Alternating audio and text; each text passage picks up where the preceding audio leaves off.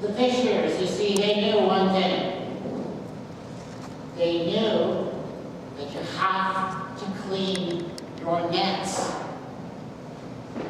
You have to, you just have to. Doesn't matter how tired you are, doesn't matter how long you've been working, you can't keep your eyes open, you've got to clean your nets. Because you see, fishing nets are made to fall through the water, swiftly and silently and invisibly to the fish, so that the fish are not startled, so they do not swim away. And when you've been fishing for a while, even if you haven't caught anything, and they haven't, that net will have hit the bottom so many times, and every time it will have picked up a little bit of seaweed and some sand and some shells and other dead things. After a while, it just doesn't fall invisibly and silently to the bottom anymore. You've got to clean your nets. Your shift isn't over until you clean your nets. What's more, they also knew that if you don't clean your nets, they start to smell. I mean, they smell up the whole boat, they smell up any place you dock the boat. And if you leave the gunk and the filth on those ropes, well, sooner or later those ropes are going to start to break down and rot as well. And then you got a repair job on your hands, and even more work. So, doesn't matter, your eyes won't stay open, your fingernails are getting sore from picking that seaweed out of that rope. Just gotta clean your nets. So that's what they were doing. They were cleaning their nets. And it was a big job, and they were kind of oblivious to everything else, so they hardly even noticed when a great big crowd began to gather a little bit further up the beach. Even though that kind of thing never happened around here. But when somebody began to call out to them, they had to look up.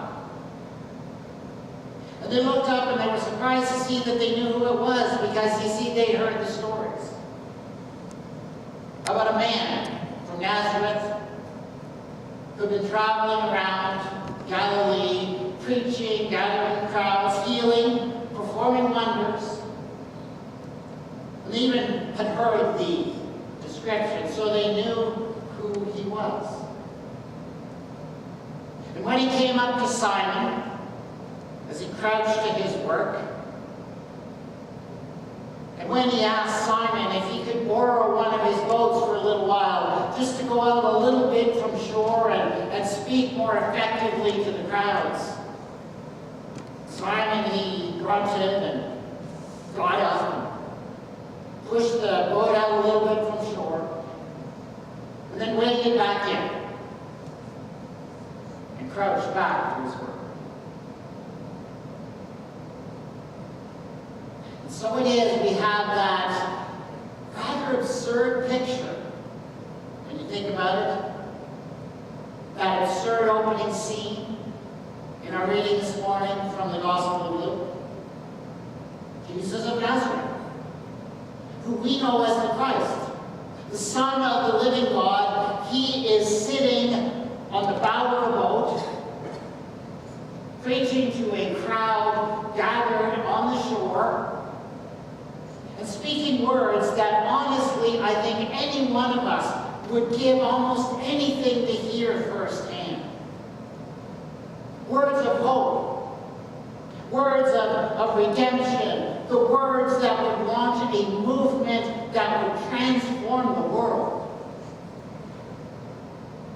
And the words that Jesus was speaking on that boat, maybe, sayings and parables that weren't even recorded, weren't even passed down.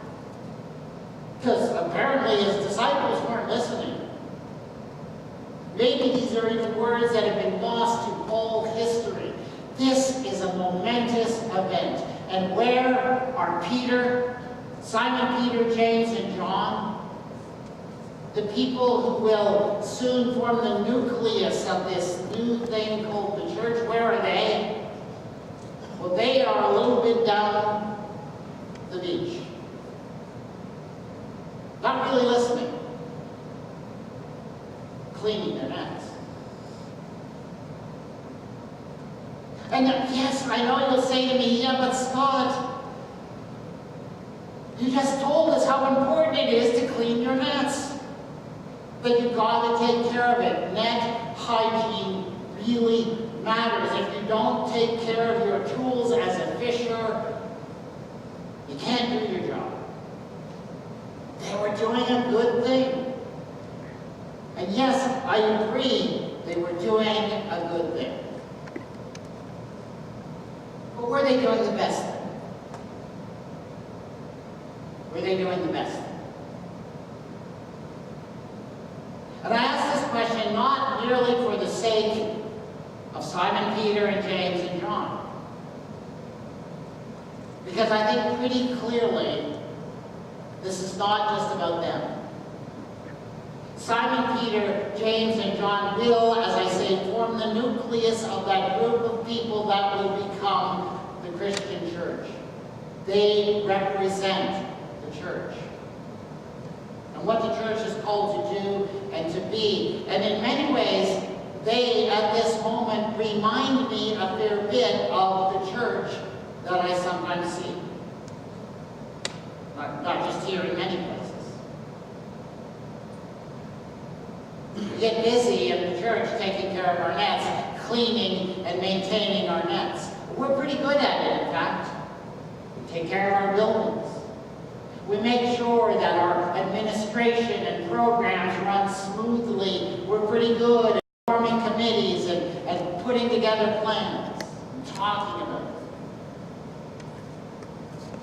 And sometimes it seems we are so busy tending to our nets, taking care of our nets, that I wonder if maybe we might just be missing something that Jesus is saying to the world, just a little bit up the shore.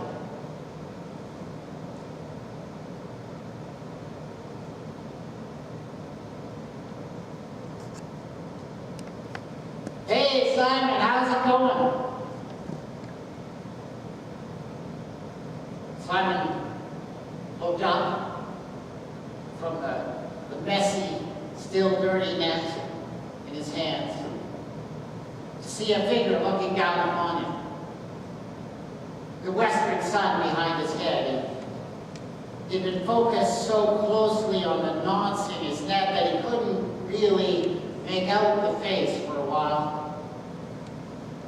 But then he recognized him. It was the same man, the man from Nazareth. So Simon looked around and he saw that the impromptu lecture by the lake was over, the crowds were moving on. So Simon assumed that the man had come back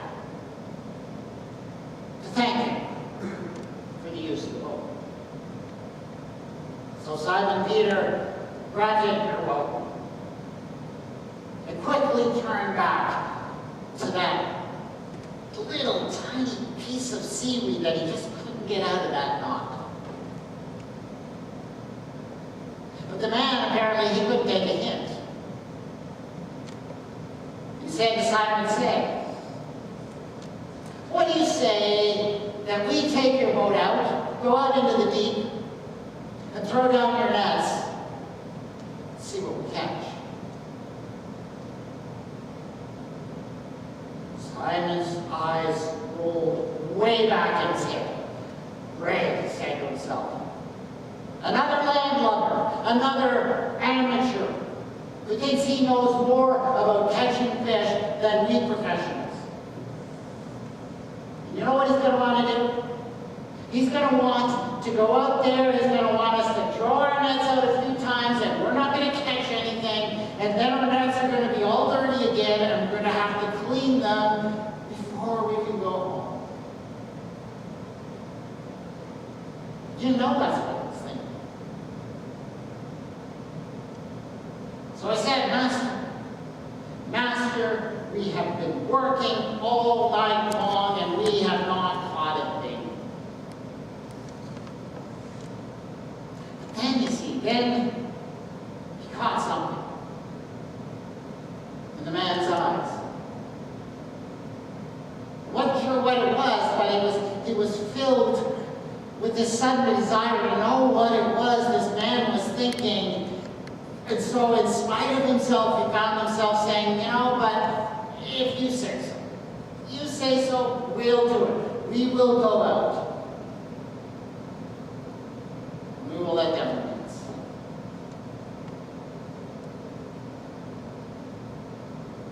And I remind you once again that this story is not just a story about a little fishing excursion taken by 3 or 4 men out on the Sea of Galilee years ago.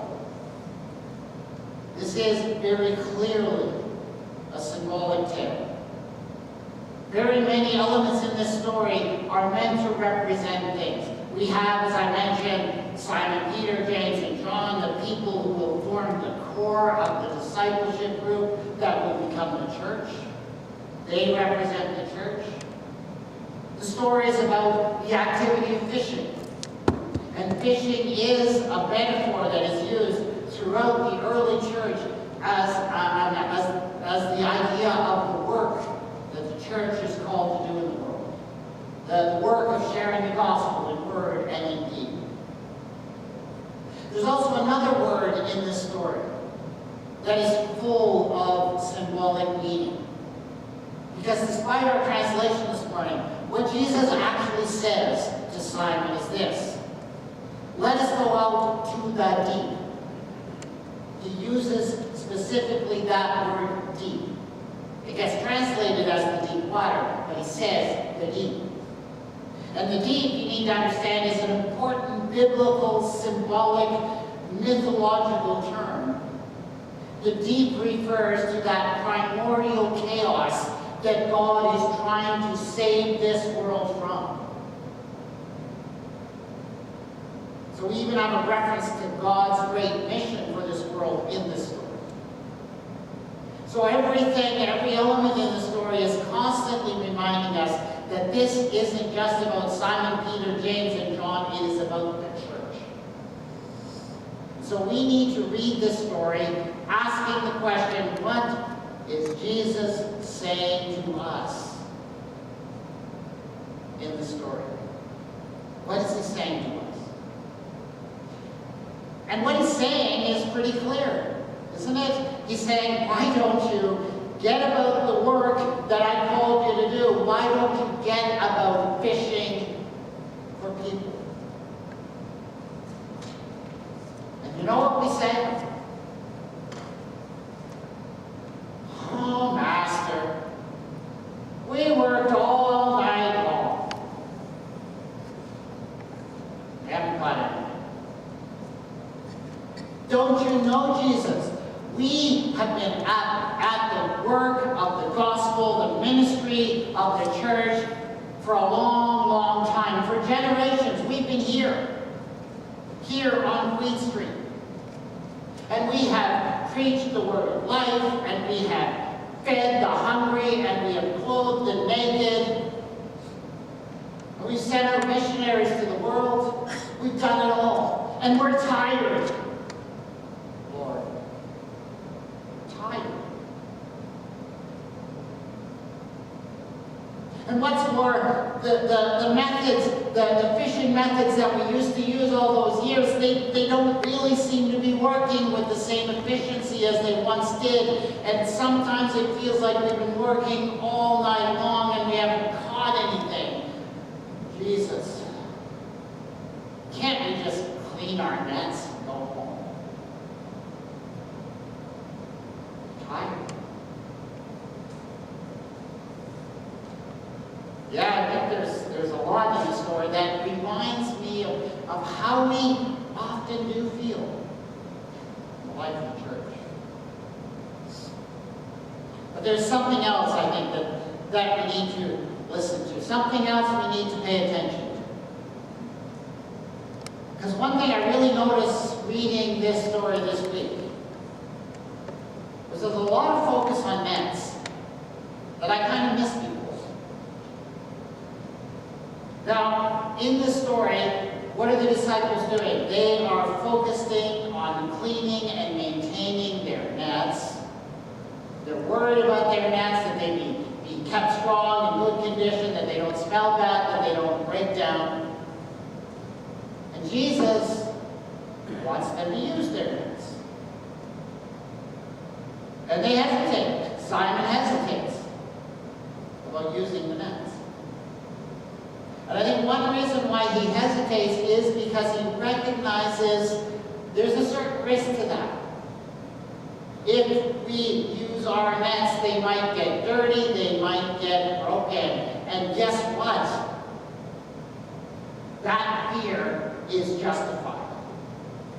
Because what happens before the end of the story? Their nets are broken and tearing, and their boats are being swamped. Their good fisherman tools have been compromised. They were right to worry about their nets.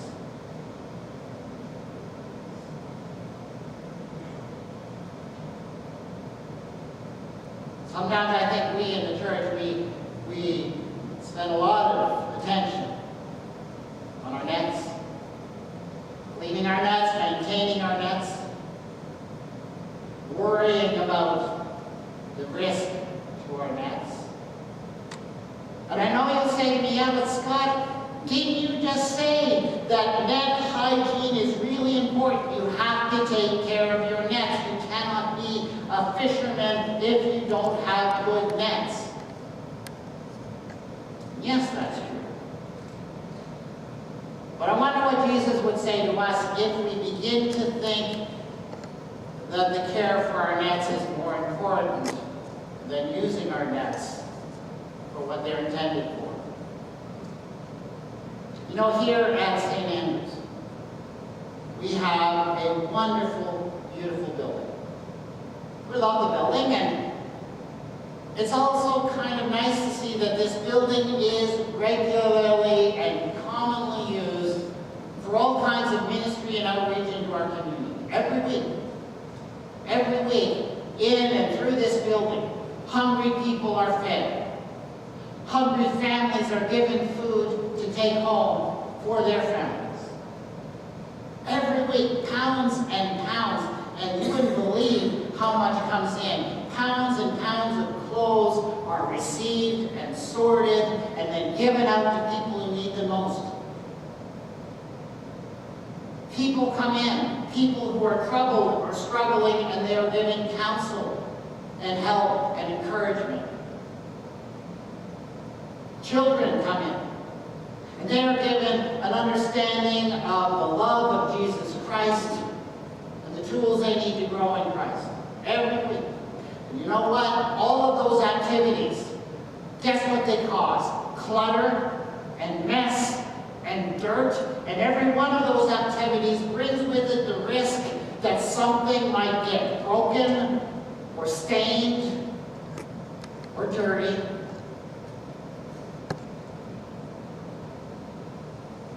And every so often I do have people come up to me, and maybe they come up to you and they say, you know, isn't it a shame? Isn't it a shame that our nets are used so much, they're broken, dirty, they don't look great. Except they don't say that. What they actually say is, don't you think it's a shame, Scott, that the church isn't always neat and tidy, but they mean the same thing. And I understand that taking care of your nets is important. It matters. Good net hygiene matters. If you don't take care of your tools, you can't do the work. But when we begin to put the nets before what they are intended for, I think we should expect to hear God's voice saying to us, put out into the deep water,